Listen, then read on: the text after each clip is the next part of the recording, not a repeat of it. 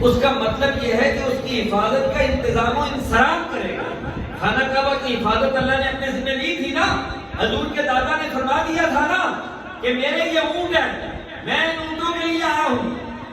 گھر کسی اور کا ہے، گھر والے کی طرف ذرا گھر کو دیکھ کے ہاتھ لگا کے دیکھو، گھر والا جانے اور گھر جانے، وہ اس کو خود بچا لے گا۔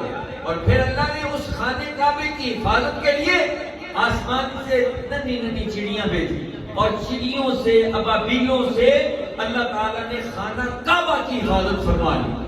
تو چڑیوں سے اللہ نے خانے کعبے کی حفاظت کروائی، تو مطلب یہ ہوا کہ حفاظت اس نے خود کی، لیکن اہتمام اور انتظام و انصراف یہ کیا کہ ننھے پرندے بھیج دیے اور ان پرندوں کے ذریعے کعبہ محفوظ ہو گیا۔